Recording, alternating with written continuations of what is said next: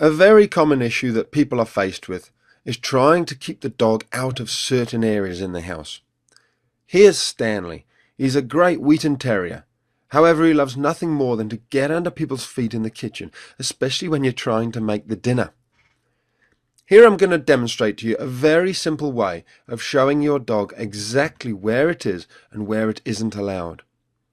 To Stanley's owners, it seems like either he doesn't know exactly where he's allowed or he doesn't care. I'd suggest it actually is a little bit of both.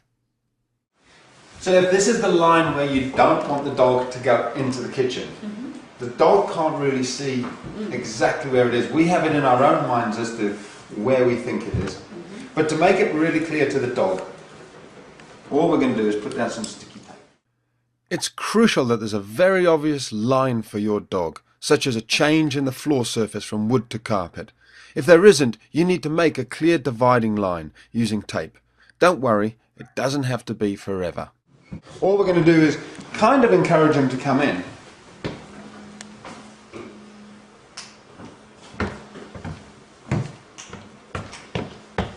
He already knows there's something up. There's a line there.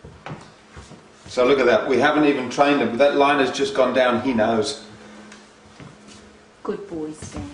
Outside, out the kitchen. Good boy. Good boy.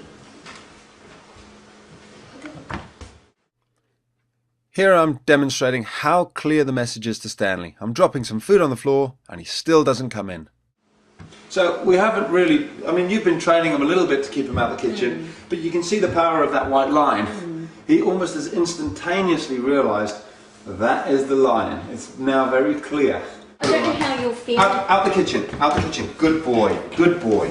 Okay, so out of the kitchen when he backs off, praise him. When he's out the kitchen, we praise him. Now what we don't want to do is get him to think that every time he comes in here, if we chase him out, he gets a treat. We want him off the line. So we're actually going to say, out the kitchen, good boy.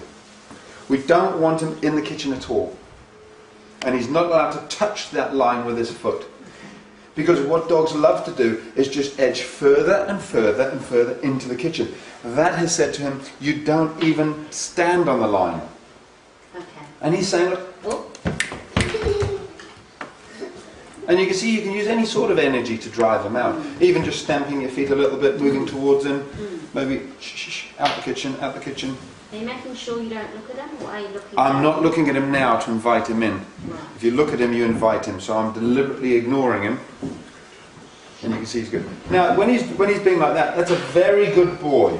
He's been outside for a good long time, out the kitchen. So good boy, good boy. Very good boy, Dad.